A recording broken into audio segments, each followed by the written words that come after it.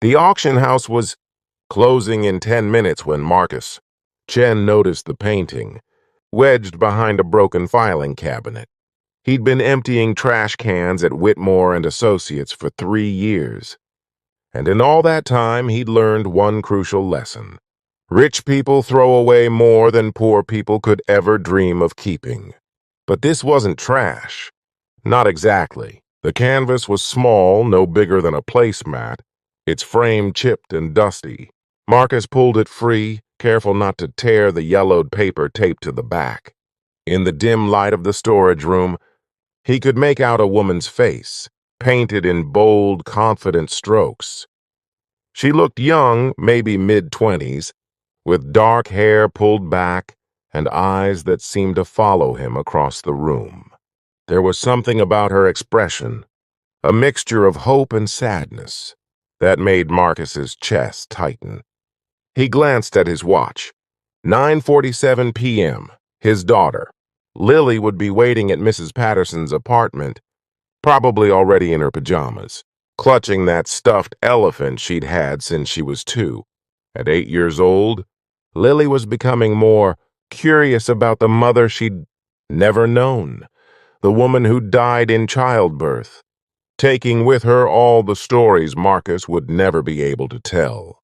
Marcus studied the painting again. Something nagged at him, a whisper of recognition he couldn't quite place. He flipped it over. The tape had loosened over the years, and beneath it, he found a small card in elegant handwriting. Self-portrait. 2015, Sarah Chen? The world stopped. Marcus's hands began to shake. Sarah Chen. Sarah, his wife. But that was impossible. Sarah had never painted. She'd been a nurse working double shifts at County General, dreaming of the day they'd have enough saved for a real house with a backyard. She'd died before Lily ever took her first breath. Before Marcus learned what it meant to be both father and mother, before he understood that love could exist alongside a grief. So deep it had its own gravity.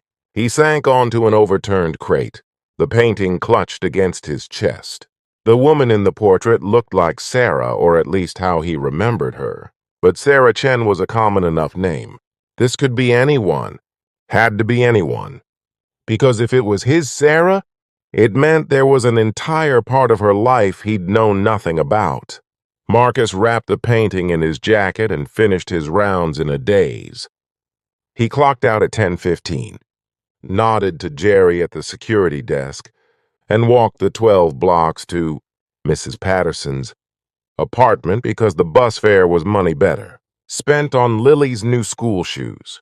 The next morning, after dropping Lily at school, Marcus did something he hadn't done in 3 years. He called in sick to his day job at the grocery store. Instead, he took the painting to the public library and asked the reference librarian for help. Mrs. Kim, a patient woman with reading glasses on a beaded chain, showed him how to search online databases for local artists. 2 hours later, they found it. An obituary from 2016, published in a small community arts newsletter. Sarah Chen, 28, promising local artist and nursing student, passed away unexpectedly. She is survived by her husband, Marcus, and infant daughter Lily. Memorial service private. In lieu of flowers, donations can be made to the Community Arts Center. Marcus read it 3 times. Nursing student. She'd been in nursing school when they met, yes, but she'd never mentioned art. Not once. Why would she hide something like that? Mrs. Kim placed a gentle hand on his shoulder. The newsletter mentions the Community Arts Center. They might have more information. The center was a renovated warehouse in the old district. The kind of neighborhood where coffee shops with mismatched furniture sat next to stores selling vintage records. Marcus felt out of place in his work pants and worn jacket. But the young man at the front desk, his name tag read Devon, smiled warmly. "I'm looking for information about an artist," Marcus said, sliding the painting across the counter. Sarah Chen, she might have been a student here. Devin's eyes widened. Oh my God, Sarah, I haven't thought about her in years. He pulled out his phone, scrolling through old photos. She took classes here in 2015. Right before he stopped, looking up at Marcus. Wait, you said your name was Marcus? I'm her husband. Was her husband? Devin's face went pale. Come with me. There's someone you need to meet. He led Marcus through a maze of studios to a small office where an older woman sat, surrounded by canvases. She looked up, and Marcus saw her eyes fill with tears. You're Marcus, she whispered. You have her eyes. I mean, your daughter must have her eyes. She stood, extending a shaking hand. I'm Eleanor Rodriguez. I taught Sarah here. Eleanor explained everything. Sarah had enrolled in painting classes 6 months before Lily was born, coming twice a week after her nursing shifts.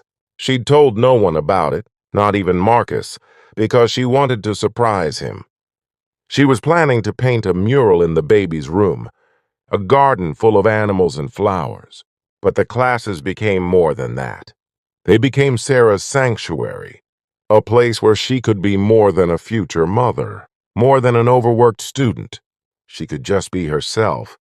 She was talented, Eleanor said, pulling out a portfolio. Really talented. She talked about you constantly. How you worked 2 jobs so she could finish school.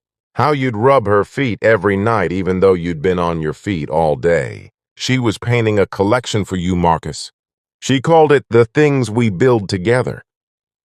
The portfolio contained a dozen paintings.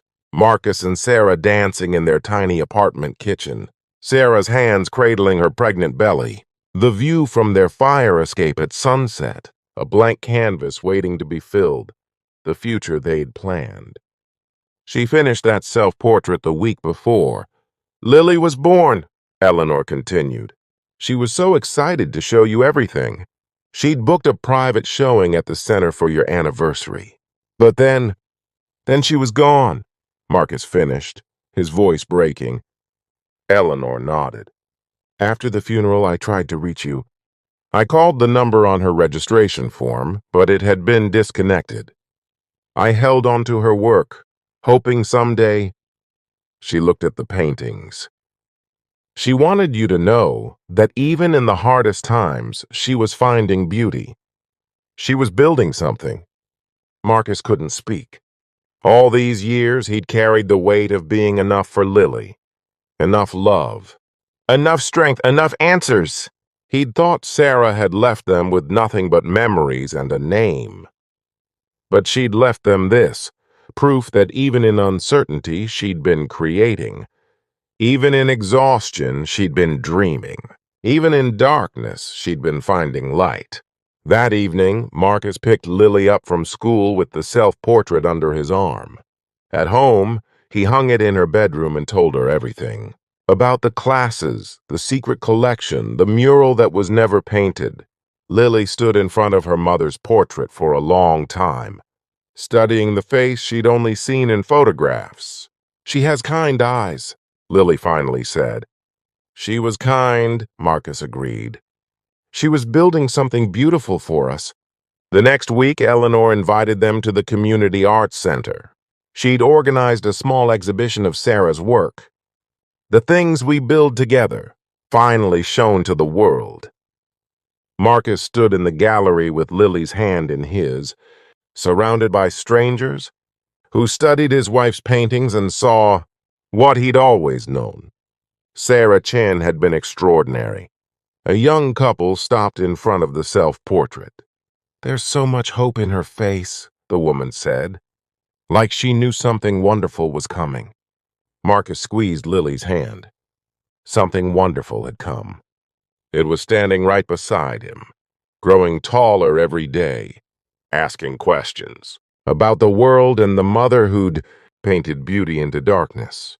That night after Lily fell asleep, Marcus sat in front of Sarah's paintings and understood the gift she'd left them. Not just art, but evidence. Evidence that love doesn't have to be loud to be profound. That people contain infinite mysteries even when you think you know them completely. That the things we build, whether they're families or futures, or small acts of creation and stolen moments, outlast us. In the morning, Marcus returned to his janitor job at the auction house. But now, when he emptied trash cans and swept floors, he looked a little more carefully at what people left behind. Because sometimes, wedged between the forgotten and the discarded, there are entire worlds waiting to be discovered. Sometimes, a single painting can rewrite everything you thought you knew about love, loss, and the beautiful things people build in the spaces between their struggles. And sometimes, a father and daughter can find the mother they thought they'd lost, not in memories, but in the brave, hopeful brushstrokes she'd left behind, a map back to who she'd been, and forward to who they'd become.